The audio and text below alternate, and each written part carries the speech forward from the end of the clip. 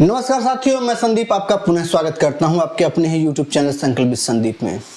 दोस्तों, हिंदी के इस कड़ी में आज हम लोग हिंदी के विकास में देखेंगे बौद्ध धर्म कि बौद्ध धर्म में कैसे हिंदी का विकास हुआ और किस रूप में इसको हम लोग देखते हैं। बौद्ध धर्म दोस्तों जान लीजिएगा कि दो भागों में बट गया था। आप जानते हैं हीनयान और महायान। महायान को ही मंत्रयान भी कहते हैं और ये महायान जो है ये भी दो भागों में बट गया, एक वज्रयान और एक सहजयान। वज्रयान के जो अनुयायी हुए वो सिद्ध साहित्य कहलाए जिससे निकला, और सहजयान से जो आए वो नाथ साहित्य कहलाए। क्या कहलाए? नाथ साहित्य कहलाए। आइए दोस्तों जल्दी से इनको देखते हैं। सिद्ध साहित्य की बात करें तो ध्यान दीजिएगा दोस्तों, सिद्ध साहित्य की बात करें तो सिद्धों की संख्या कितनी है? 84 है। सिद्धों की संख्या कितनी है? 84 है। प्रथम सिद्ध कवि कौन है? सरहप्पा है। प्रथम सिद्ध कवि कौन है? सरहप्पा। ईसा की प्रथम शताब्दी तक आते आते बौद्ध धर्म, हमने आपको बताया कि हीनयान और महायान दो भागों में विभाजित हो गया था। हीनयान में सिद्धांत पक्ष की प्रधानता थी।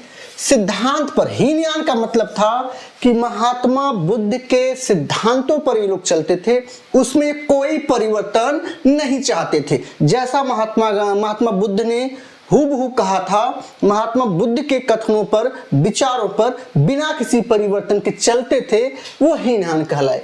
जबकि महायान में व्यवहारिकता पर बल दिया जाता था। हीनयान केवल सन्यासियों को आसरा देता था और महायान जो है ऊंच नीच, छोटे गृहस्थ, सन्यासी सबके लिए खुला हुआ था। ठीक है, चलिए आगे देखते हैं।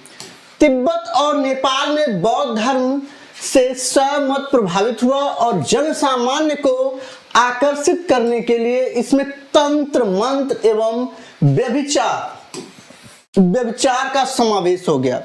परिणामतः हुआ क्या कि इसकी मूल दिशा ही बदल गई और जहां त्याग, तपस्या, संयम का स्थान था, अब वहां पर भोग विलास ने इसका स्थान ले लिया और आगे चलकर यह महायान ही क्या बन गया? ये महायान ही क्या कहलाया? मंत्रयान में परिवर्तित हो गया।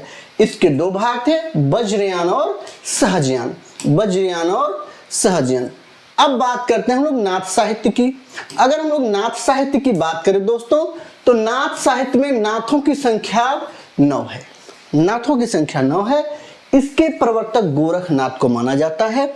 हालांकि इसके प्रवर्तक मत्स्येंद्र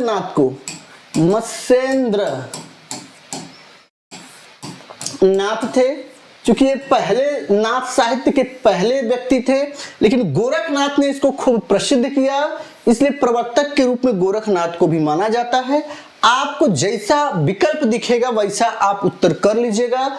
मत्स्येंद्र नाथ पहले थे। अगर ये विकल्प में मत्स्येंद्र नाथ आता है तो मत्स्येंद्र नाथ को ही करेंगे, क्योंकि मत्स्येंद्र नाथ के ही शिष्य कौन थे?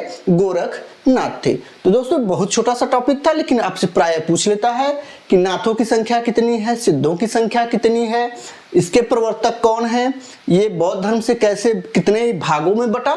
तो सिंपल से प्रश्न यहां से पूछा जाता है दोस्तों। ठीक है दोस्तों, मिलते हैं फिर। जय हिंद।